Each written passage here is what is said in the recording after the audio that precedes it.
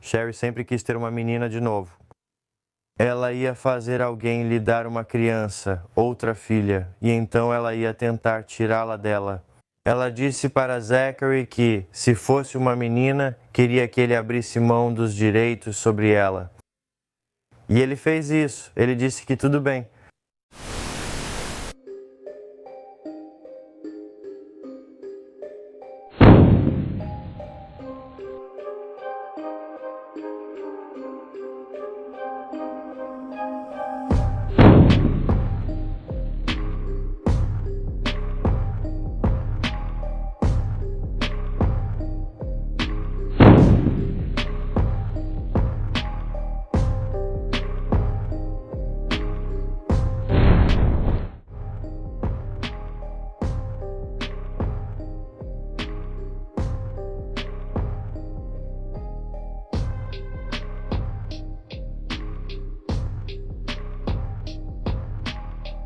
Bem-vindo a e obrigada por estar aqui. Se ainda não se inscreveu no A Wicked World, inscreva-se agora. E se você gostou desse vídeo, seria ótimo se deixasse um comentário ou desse um like. Isso realmente ajudaria o canal com o algoritmo do YouTube. A história que tenho para você hoje é realmente horrível. É sobre uma família que se uniu contra uma garota doce que tinha deficiência intelectual e eles tiraram a vida dela de forma violenta. Vera Jo Regal nasceu em Findlay, Ohio, no dia 11 de julho de 1986, filha de Verna Messersmith e Willard Regal. Ela tinha dificuldades de aprendizagem e TDAH. No começo dos 20 e poucos anos, ela tinha a mente de uma criança de 8. Apesar da deficiência, Vera concluiu o ensino médio em 2005. Diziam que ela era doce, carinhosa e sempre buscava alegrar os outros. Vera gostava de música country e usava vários tipos de bijuteria. Agora, Vera Jo teve uma infância difícil, e ela foi abusada pelo próprio pai desde quando tinha apenas 11 anos de idade. A mãe dela, no entanto, acabou deixando o pai, e conheceu um homem decente chamado Lynn Messersmith, que acabou adotando Vera e sua irmã, dando a elas uma sensação de segurança pela primeira vez. Quando Vera tinha 19 anos, ela conheceu Zachary Brooks, de 13 anos, que morava na Bank Street, a apenas alguns quarteirões de distância da casa dela, que ficava na Center Street, em Findlay. Zachary tinha deficiências cognitivas e transtorno de personalidade. Eles viraram amigos e começaram a namorar quando Zachary tinha 15 e Vera quase 21 anos. Pouco depois de começarem a namorar, Vera se mudou para a casa da mãe de Zachary, Sherry Lynn Brooks. Sherry era conhecida em Findlay como Sugar Babe, um apelido que seu pai lhe deu. Ela também vendia metanfetamina, era manipuladora e uma mentirosa compulsiva. Sherry costumava pressionar as pessoas a fazerem sua vontade e já foi chamada de versão feminina de Charles Benson. Então, a própria Sherry tem um histórico bem complicado. Ela foi colocada em acolhimento familiar quando tinha apenas 3 anos de idade, depois que o Estado descobriu que seu pai, Big Chuck, estava abusando dela. No entanto, ela voltaria para os cuidados da mãe quando tinha 13 anos depois que sua mãe deixou o pai dela. Em seguida, Sherry iniciou um relacionamento com seu primo de primeiro grau, Daniel Bixler. A família dele sabia desse relacionamento incestuoso, já que faziam piadas e os chamavam de primos namorados. Ao mesmo tempo, Sherry, por escolha própria, ainda dormia com seu próprio pai, Big Chuck. Em 1981, Sherry e seu primo e namorado, Daniel, acabaram tendo um filho juntos. Ele foi chamado de Scotty, mas quando Scott tinha apenas algumas semanas de vida, Sherry e Daniel foram acusados de abusar dele. Então ele foi retirado dos cuidados deles e colocado sob os cuidados de a mãe de Sherry, Charlotte. No entanto, quando Scott era adolescente, por algum motivo, ele começou a passar mais tempo na casa da mãe dele em Findlay.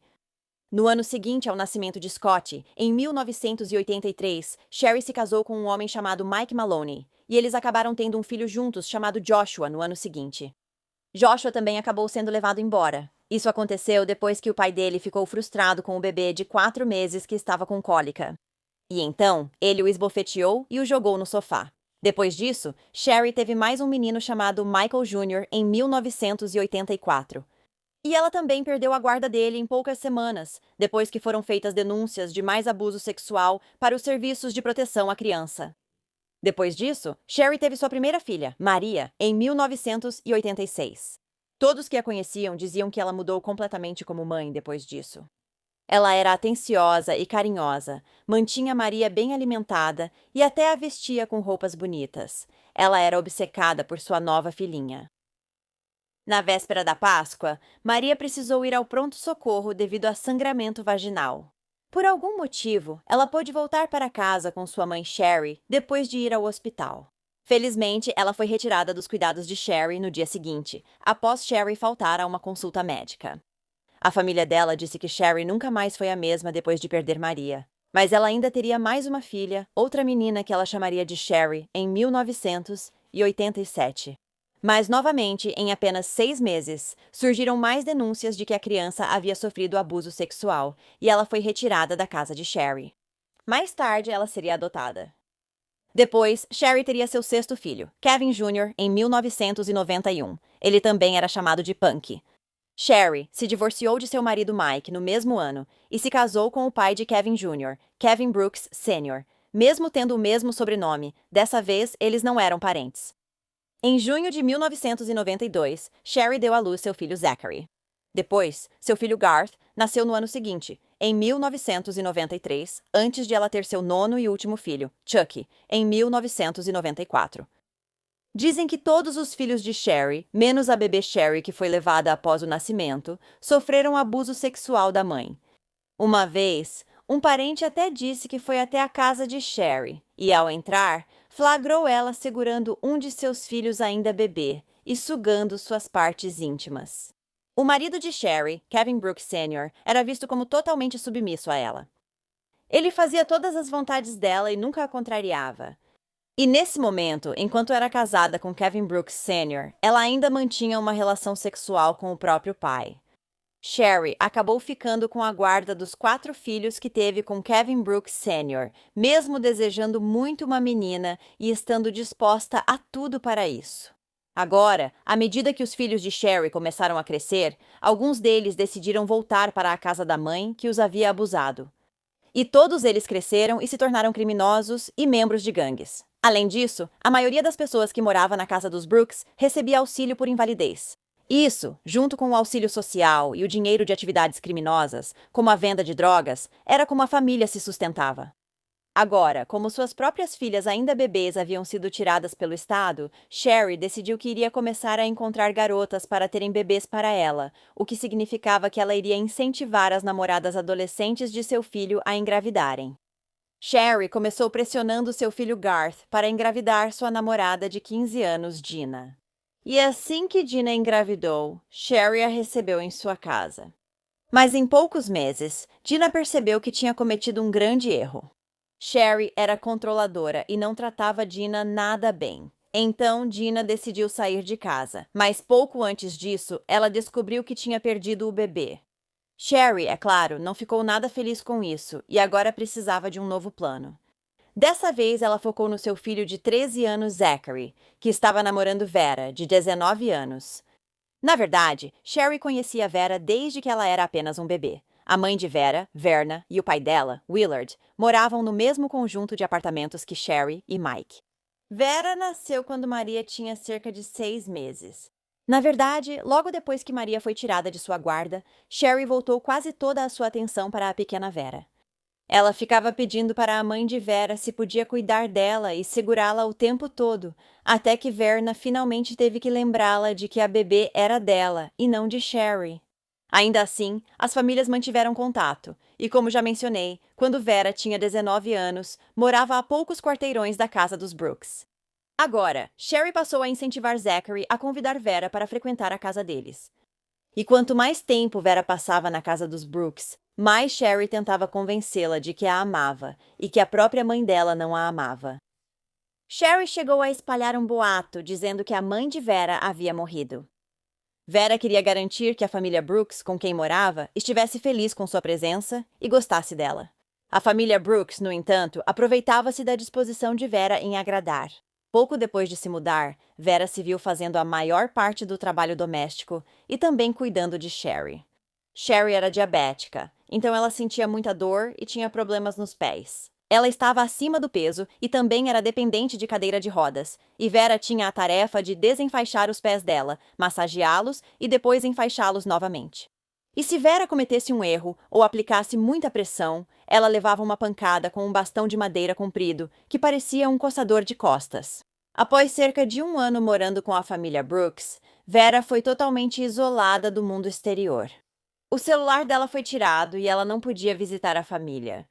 Nas raras ocasiões em que Vera era autorizada a sair de casa e via alguém que conhecia, ela mal acenava e saía correndo. Além disso, após Vera se mudar para a casa dos Brooks, Sherry passou a sacar os cheques do benefício por incapacidade dela e ficar com o dinheiro. Então, Vera acabou engravidando de Zachary no começo de 2009 e Sherry ficou radiante. Ela ficou ainda mais feliz quando descobriu que seria uma menininha. A partir desse momento, Sherry ficou obcecada pelo bebê que Vera estava esperando. E ela começou a controlar o que Vera comia, assim como as consultas médicas dela. Quando Vera se aproximou do parto em dezembro, Sherry ficou ainda mais possessiva com o bebê e mais instável. Ela intensificou seus planos de tomar esse bebê como se fosse dela e não permitia mais que Vera fizesse nada, como escolher os móveis do bebê, as roupas ou até mesmo o nome da nova filha. Sherry disse para Vera que o nome da filha dela seria Willadine. Ela deu o nome dessa nova menina em homenagem ao pai de Vera, Willard, que a violentou, e ao pai de Sherry, cujo nome verdadeiro era Dean, e que também a violentou. Embora mais tarde ela dissesse que, na verdade, foi Vera quem escolheu o nome porque queria nomear a filha em homenagem ao pai. Mas toda a família de Vera nega isso, dizendo que ela odiava o pai e nunca falou com ele. Ela já amava tanto sua filhinha que não há como ela ter escolhido nomeá-la em homenagem a 2 homens vis como esses. Pouco antes de Willadine nascer em setembro, Sherry convenceu Zachary a abrir mão de seus direitos parentais para ela. E 1 mês depois, no fim de outubro, Sherry teve outra ideia. O aniversário dela estava chegando, no dia 3 de novembro, e mesmo que Willadine só devesse nascer em dezembro, Sherry decidiu que queria que Willadine nascesse no seu aniversário. Então, ela começou a tentar fazer Vera entrar em trabalho de parto antes da hora. O óleo de rícino tem um histórico de uso como remédio homeopático, e uma de suas utilidades é induzir o parto, embora isso não seja recomendado. Se uma mulher grávida decidir tomar, recomenda-se cerca de 4 colheres de sopa. Bem, Sherry saiu e comprou 3 frascos de óleo de rícino para Vera. Ela então misturou isso no suco de laranja e forçou Vera a beber tudo. Isso deixou Vera muito doente, e ela entrou em trabalho de parto como Sherry esperava. A bebê Willadine acabaria nascendo 6 semanas antes do previsto, mas no dia 4 de novembro, um dia após o aniversário de Sherry. Por puro egoísmo de Sherry, a pequena Willadine precisou ficar semanas na UTI neonatal, pois nasceu com baixo peso, dificuldade respiratória e problema cardíaco. Supostamente a data prevista para ela nascer era 6 de dezembro. Mas ela resolveu nascer para comer torta de abóbora e purê de batatas com a mamãe no dia de ação de graças. Então ela nasceu antes da hora. Ela queria conhecer a mãe dela. E, inacreditavelmente, enquanto ainda estavam no hospital com Willadine, Sherry ficava chateada quando uma enfermeira entregava o bebê para a mãe dela, Vera, e insistia que entregassem o bebê para ela.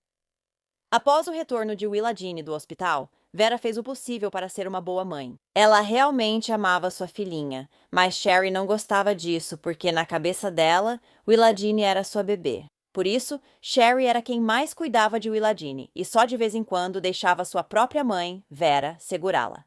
Claro, Willadine também não dormia com sua mãe. Ela dormia no quarto da Sherry. Então, agora que o bebê de Vera estava lá, ela não tinha mais função na casa dos Brooks. Apesar de Zachary já ter sido apaixonado por Vera, agora ele a ignorava completamente. E ele até começou a procurar ativamente por relacionamentos enquanto ela ainda morava lá. Ele frequentemente postava no Facebook sobre o quanto precisava de uma namorada.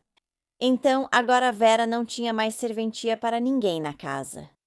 Ela foi forçada a ter relações sexuais com todos os homens da família Brooks que viviam na casa. Como ninguém mais se importava com ela, as agressões só pioravam. E Sherry ameaçava Vera dizendo que mataria a pequena Willadine se ela desobedecesse ou tentasse fugir. E Vera não tinha motivo para não acreditar nessas ameaças, então ela ficou e suportou os abusos. E muitas vezes, quando Vera não correspondia aos padrões de Sherry, ao invés de machucá-la ela mesma, Sherry chamava Zachary e ele batia em Vera. Como eu disse, Vera raramente podia segurar a própria filha, só quando Sherry permitia. E se ela tentasse em qualquer outro momento, ela apanhava. Em vez de cuidar das tarefas maternas, Vera agora limpava toda a casa e cuidava de Sherry. Agora era considerado o trabalho dela cuidar das pernas e dos pés de Sherry. E ela não tinha permissão para falar com ninguém fora de casa, nem mesmo com a própria irmã. Os familiares de Vera Jo já sabiam do abuso e haviam contatado a assistência social e a polícia. Policiais iam à casa dos Brooks verificar como ela estava, mas sempre falavam com ela na presença de Sherry. Então, é claro, ela dizia que estava bem e culpava os hematomas por ter esbarrado em uma mesa de centro ou caído da escada.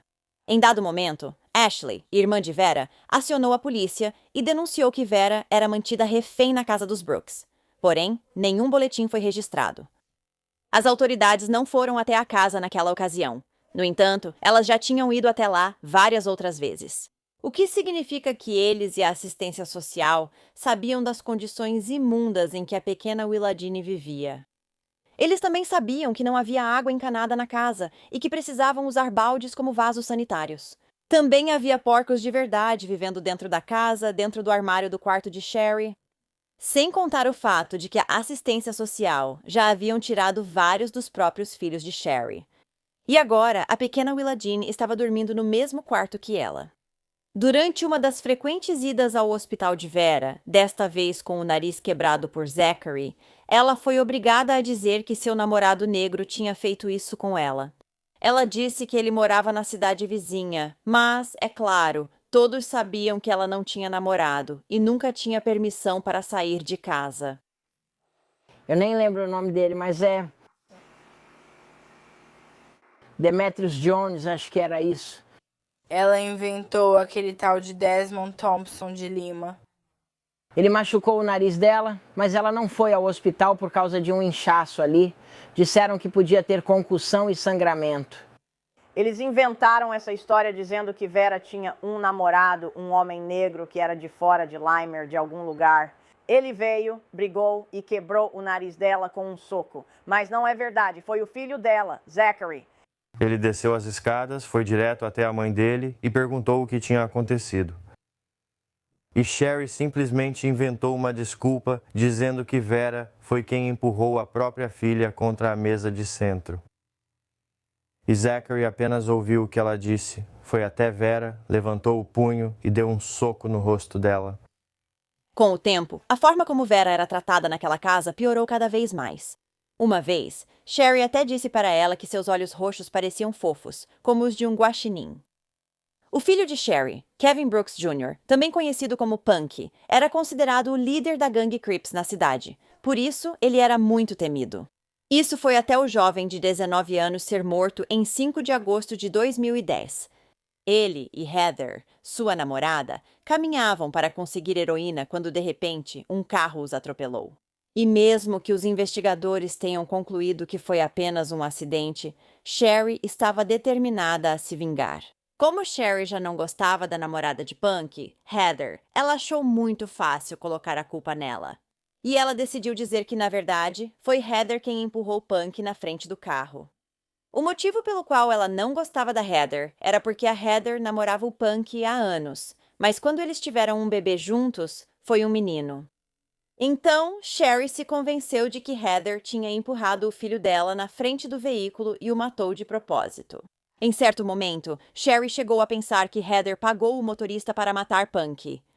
Durante uma reunião em memória do Punk na casa dos Brooks, Sherry viu Heather e pediu para outro membro da família bater nela por ela, o que foi feito imediatamente. Após o memorial, Sherry mandou cremar Punk e guardou um saquinho com suas cinzas na prateleira da sala. Ela colocou uma das camisetas favoritas dele, as coisas dos Crips, e deixou espaço para as barras de chocolate preferidas dele. Então, depois que Vera ficou sem comida por muito tempo, o que estava se tornando cada vez mais normal, ela estava com fome e desesperada, e decidiu pegar o Kit Kat do altar do Punk e comer. Mas suas ações acabariam lhe custando caro. Gina, a garota que já tinha morado na casa dos Brooks, mas sofreu um aborto espontâneo, viu Vera pegar o chocolate e decidiu contar para Sherry. Essa era a garota que Sherry tinha tratado muito mal antes. Então, além de voltar para a casa dos Brooks, ela ainda estava dedurando Vera por comer. Dizem que Gina, na verdade, estava de volta à casa dos Brooks, porque agora estava namorando Zachary. Quando Gina contou isso para Sherry, ela ficou furiosa, é claro. Ela viu isso como um grande sinal de desrespeito com Punk, e não só bateu em Vera, mas também a fez dormir no quartinho com os porcos e a obrigou a comer sangue, fezes e lixo. Depois, ocorreu um incidente na casa dos Brooks com spray de pimenta. Alguém aparentemente usou spray de pimenta em um quarto no andar de cima, e todos culparam Vera. Na época, Sherry tentava convencer Shannon, namorada de Michael, a engravidar. E mesmo que Shannon dissesse que estava grávida, ela não estava na época. Mas ela insistia que o spray de pimenta tinha causado um aborto espontâneo, o que também significava que a culpa era da Vera. E isso, claro, deixou Sherry furiosa. Shannon também contou para várias pessoas que queria que Vera morresse por causa disso, por ter matado o bebê de mentira dela. Praticamente tudo o que dava errado na casa dos Brooks era culpa da Vera nesse momento. Quando Willa Dean tinha 2 anos e estava virando uma criança pequena, Sherry perdeu o interesse. Agora ela queria um bebê novo. Então ela começou a pressionar tanto Zachary quanto Garth para engravidarem garotas, mas ela definitivamente não queria que Vera fosse a mãe. Ela também não queria Vera por perto de jeito nenhum, o que significava que precisava descobrir como se livrar dela. Sherry e sua família então começaram a planejar abertamente a morte de Vera. Faziam piadas sobre vários cenários, como dopá-la com pílulas para dormir e deixá-la nos trilhos do trem. Shannon, esposa de Michael, disse que Sherry precisava esquartejá-la e colocá-la nos trilhos. Vera estava sentada na mesma sala, e então Sherry olhou para ela, acenou e sorriu, e depois continuou a conversa. Sherry acreditava que, se Vera fosse atropelada por um trem, ela seria esmagada com tanta força que se transformaria em carne moída e ninguém conseguiria identificá-la. E então ela decidiu que era isso que precisava ser feito. Mais ou menos na mesma época, um primo da família Brooks, Daniel Bixler Jr., filho do primo com quem Sherry já tinha se envolvido, estava fugindo da polícia e foi morar na casa dos Brooks com sua namorada de 17 anos, Nicole Peters. Daniel tinha acabado de sair da prisão 3 semanas antes e já tinha se metido em problemas de novo, então havia um mandado de prisão contra ele. Ele também se autodenominava assassino e tinha uma tatuagem de lágrima. Nicole, sua namorada, fantasiava sobre matar alguém porque ela também queria uma tatuagem de lágrima como o namorado. E Sherry viu isso como se tivesse encontrado ouro. Agora ela tinha uma solução para o seu problema com Vera. Então, ela bolou um plano e decidiu contar para Daniel e Nicole que a morte de Punk, na verdade, não tinha sido culpa de Heather, mas sim culpa de Vera, porque ela estava andando com ele naquela noite e o empurrou na frente do carro. Sherry também disse para Daniel e Nicole que, quando ela não estava olhando, Vera maltratava a pequena Willa Dean. E com essas declarações, Daniel e Nicole decidiram que iriam fazer o trabalho sujo de Sherry por ela. No dia 22 de março de 2011, começou a surra incessante em Vera Jo. Chucky, um dos filhos de Sherry, pegou um cadeado e o amarrou em um cinto. E então, os membros da família se revezaram batendo nela com isso. Também usaram uma palmatória e pisaram na cabeça de Vera. E testemunhas, incluindo Sherry, disseram que esse tipo de comportamento estava excitando Nicole sexualmente. Ela e o namorado faziam pausas nas agressões contra Vera. Iam para outro cômodo fazer sexo e depois voltavam para continuar batendo nela. E Sherry estava incentivando Daniel e Nicole o tempo todo, dizendo: "Bate nela de novo, Nicole. Vera é uma vadia. Nicole, ela quer dormir com o Danny. Bate nela de novo." Nos dias seguintes, Daniel, Nicole e Zachary ficaram chapados com várias substâncias ilícitas e continuaram a espancar Vera. Em um momento, eles até a agrediram com uma escova de dentes. Não demorou para que ela ficasse tão espancada e faminta que mal conseguia andar. Enquanto tudo isso acontecia, Chucky, Garth e alguns dos outros primos Bixler se envolveram em uma briga com um grupo de adolescentes do lado de fora da casa. A polícia foi chamada, mas ao chegar a briga já havia acabado, então não houve motivo para se aproximarem da casa. Então, 3 dias depois de as agressões terem começado em 25 de março, Vera foi forçada a entrar no banheiro por Daniel e Nicole. Lá, eles a esfaquearam nas pernas. E, aparentemente, Sherry chegou até a enfiar o dedo nas feridas da Vera nesse momento. No dia 26 de março, Vera sofreu ainda mais abusos, e Daniel a esfaqueou repetidamente. Em um momento, ele também entregou a arma para um amigo da família chamado Angel e disse: "Quer dar uma cortada na Vera ou picar ela?" Não se sabe se essa pessoa acabou participando de alguma forma. No entanto, mais tarde ela disse que viu Daniel, Nicole e Zachary todos espancando Vera. Agora, os acontecimentos do restante da noite são um pouco confusos, já que cada um tem uma versão diferente. No entanto, o resultado é o mesmo. Zachary, Daniel e Nicole forçaram Vera Jo a calçar um par de sapatos e começar a andar. Ela hesitou no início, sabendo que seria morta. Mas, no final, ela percebeu que não tinha escolha e obedeceu. Ao sair pela porta, Sherry disse que Vera lhe disse: "Boa noite, Sugar Baby." Danny falou: "Coloque casaco e sapatos agora. Vamos embora. Acabou." Quando pediram para ela calçar os sapatos, ela começou a gritar: "Por quê? Por que querem que eu coloque meus sapatos?" E Zachary foi até ela e disse: "Coloca logo esses malditos sapatos." Se ela tivesse tido um último desejo, teria sido se despedir de Willow Dean, sua preciosidade, sua menininha. Mas, em vez disso, sua última despedida veio da avó do bebê, que sabia que aquele era o fim. E quando deitei minha cabeça, tudo o que vi foi uma visão de Dani, Nicole e Vera com seu moletom roxo, caminhando lá fora na varanda. E eu disse: "Boa noite, Vera." E ela disse: "Boa noite." Ela disse: "Boa noite, Sugar Baby." E eu disse: "Boa noite." Vera foi levada até os trilhos do trem, onde Daniel, Nicole e Zachary continuaram a esfaqueá-la com uma faca, passando-a de um para o outro. Porém, a faca já estava cega, e apesar de cortar Vera e fraturar alguns ossos, não penetrou o bastante para atingir grandes vasos sanguíneos, fazendo-a sangrar lentamente até morrer. Em determinado momento, eles a esfaqueavam com tanta brutalidade que a faca ficava presa nas roupas de Vera. Então, eles decidiram fazer com que ela tirasse a roupa para facilitar as facadas. Quando ela estava perto da morte e mal conseguia se mover, eles a fizeram deitar de lado nos trilhos do trem e simplesmente a deixaram lá para morrer. O grupo descartou a faca que usaram para esfaquear Vera em um lago próximo. E depois que fugiram do local, todos foram beber e começaram a se gabar do assassinato. Agora, os assassinos sabiam que um trem estava programado para passar às 2 da manhã, e eles acharam que o trem iria atropelar Vera e transformá-la em carne moída. Eles acreditavam que isso a tornaria impossível de identificar e que grande parte das evidências seria perdida. Assim, eles não seriam pegos pelo crime. Mas Vera, usando suas últimas forças depois de ter sido deixada sozinha nos trilhos naquela noite, saiu dos trilhos e então se encolheu em posição fetal no meio dos trilhos. Quando o trem passou às 2 da manhã, ele passaria por cima do corpo de Vera, mas não acabaria atingindo ela. Vera estava exatamente a 30 centímetros do chão. O trem tinha 33 centímetros. E mesmo que Vera já tivesse morrido nesse momento, ela não tinha sido despedaçada como os Brooks esperavam, e ainda conseguiram identificá-la. O maquinista do trem viu o corpo de Vera e, a princípio, achou que era um filhote de cervo e não conseguiu parar a tempo. Quando ele percebeu que, na verdade, era o corpo de uma mulher, chamou a polícia. Sim. Ia informar que temos um trem parado perto da Central Parkway, entre a East Main Cross Street e a Clinton Court, bem ali no meio, atravessando o rio Blanchard. Certo. Temos que informar que há um trem parado agora porque viram o corpo de uma mulher nua deitada no meio dos trilhos.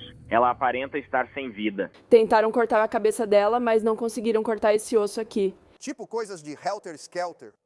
Nicole olhou para mim e disse: "Fiz minha primeira tatuagem de lágrima, e foi aí que percebi."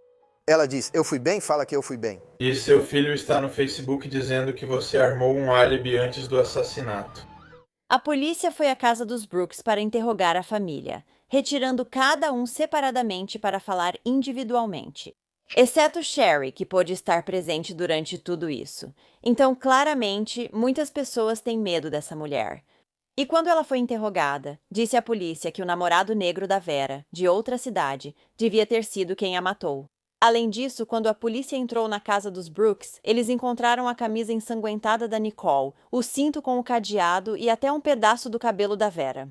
A mãe da Vera não soube disso pela polícia nem por outros. Falaram direto com a Sherry antes. Acho um absurdo. O departamento de polícia não falou diretamente com a mãe dela.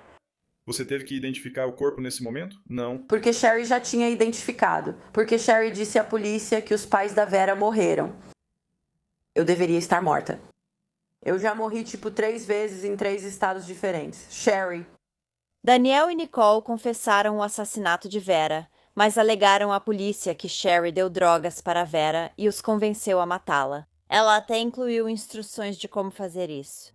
Como se alguém estivesse lá para me ajudar e dissesse: vai pegar o telefone no meu suporte de computador para eu ligar para a polícia. Eles não vão me dar um telefone. Nem a Nick, nem o Dan, nem o Scott. E a Shannon, com aquele traseiro enorme, estava no sofá brincando com o telefone dela. Eu queria tanto ter tido... Meu telefone estava descarregado e sem créditos, mesmo sabendo que posso ligar pro 911 com ele. Mesmo assim, todos na casa dos Brooks, exceto Sherry e o marido dela, Kevin Brooks Sr., foram acusados pelo assassinato de Vera.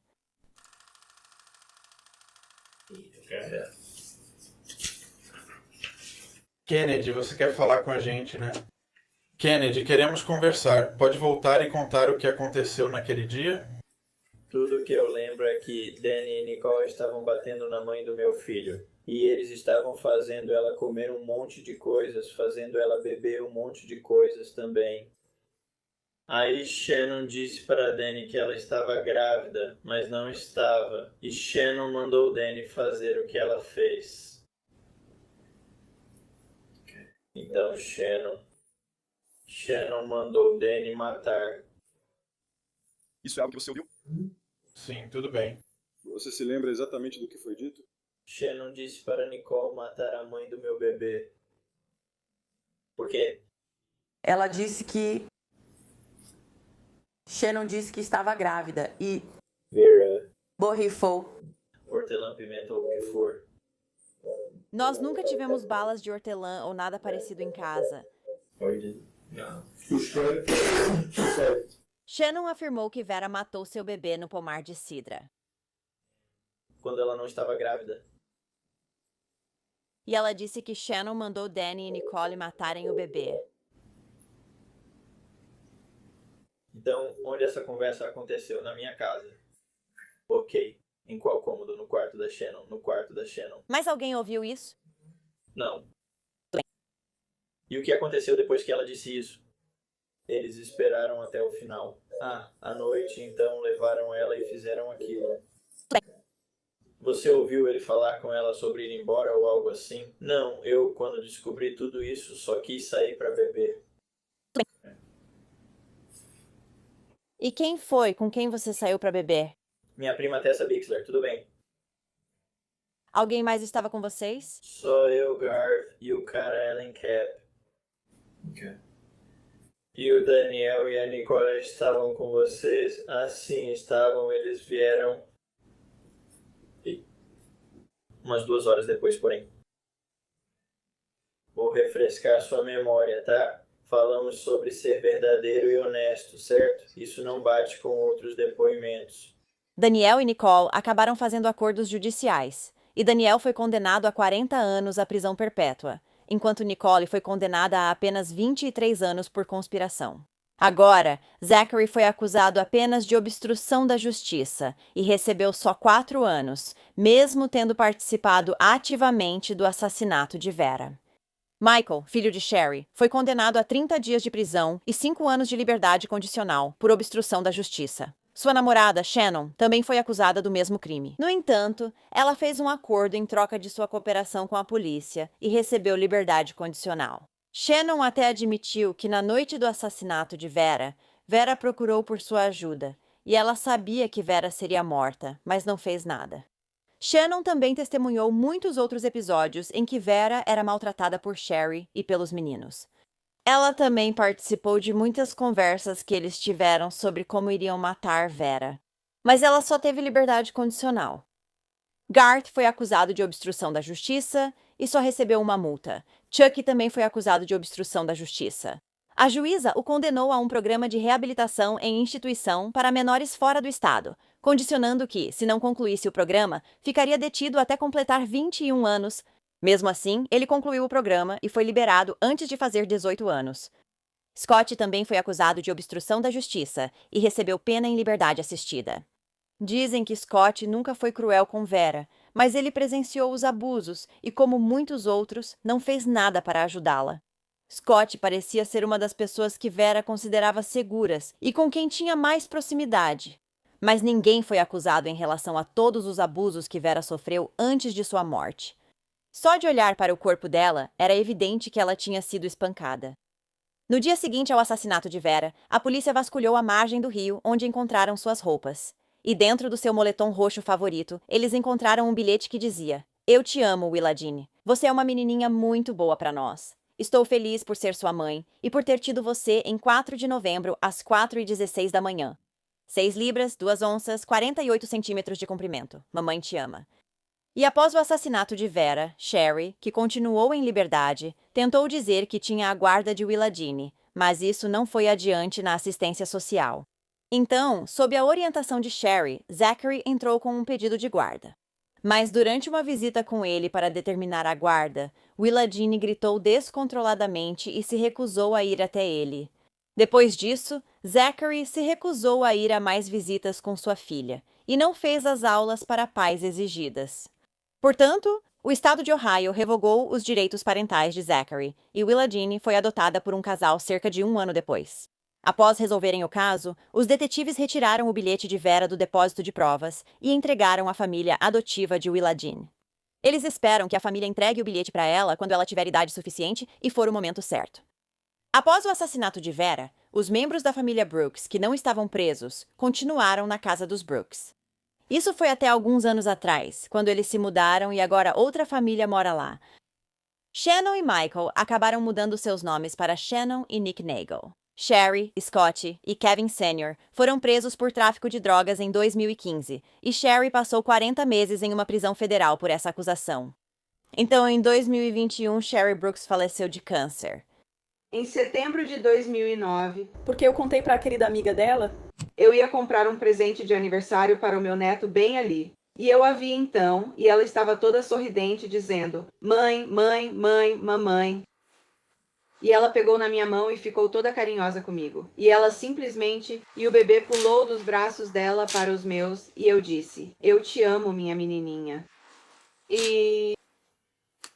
essa foi a última vez que a vi. Eu a vi, eu sei que ela está pela cidade. Eu sabia que ela estava pela cidade. E eu sabia onde ela morava, mas eu nunca consegui vê-la.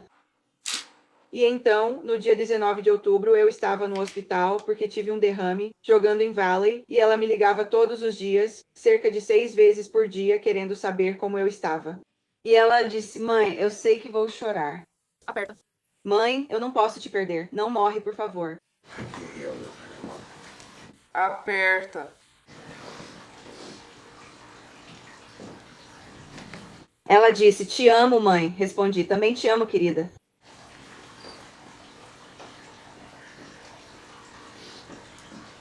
Desculpa. Uma jovem mulher. Tudo bem, então... Como soube das notícias no fim de semana? O irmão do namorado da minha filha, o namorado da Ashley, me ligou e disse que estavam enchendo o telefone dele de mensagens. "Olha, Vera, encontraram uma mulher de 24 anos, que foi, assassinada nos trilhos. E todo mundo estava dizendo que era minha filha, Vera." Bem, eu não acreditei porque, sabe, no começo a gente ouve todo tipo de boato. E aí, conforme o tempo foi passando, todo mundo vinha me dizer, sabe, a Vera foi assassinada. E eu dizia: "Minha filha." Eles diziam: "Sim, sua filha." Eu fiquei tipo: "Não pode ser." Eles disseram que sim. Então, na segunda de manhã, eu e o pai dela levantamos e fomos até a delegacia de polícia. E foi aí que eles me disseram: "Sentimos muito em te contar, mas é a sua filha." Depois que eu descobri, sabe? Ela foi assassinada e tudo mais. Isso partiu meu coração. Porque eu e minha irmã fazíamos tudo juntas. Vera Jo foi sepultada em 1º de abril de 2011 no cemitério Noel Crest. E ela tem uma lápide linda que diz Vera Jo Messersmith, já que ela sempre odiou o sobrenome Regal, pois seu pai havia abusado dela.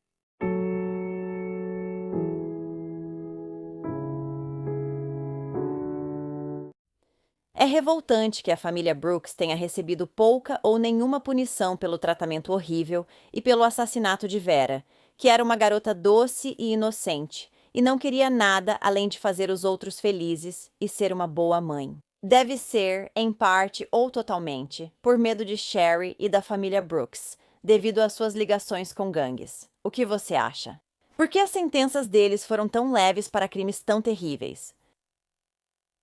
Então, se você gosta de histórias de crime e quer ouvi-las de mim, não se esqueça de clicar no botão de inscrever-se aqui embaixo e ativar as notificações também. Assim você saberá quando eu postar um novo vídeo, que é pelo menos 2 vezes por semana. Obrigada por assistir a Wicked World hoje. Até a próxima. Se cuidem, pessoal. Tchau.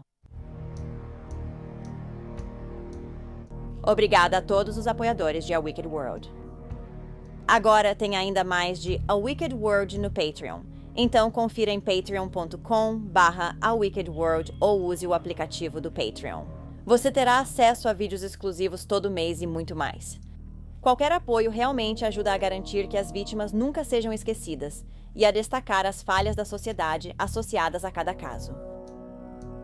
Você tem alguma sugestão de caso que gostaria que eu abordasse? Se tiver, me envie um e-mail para awickedworldtruecrime@gmail.com.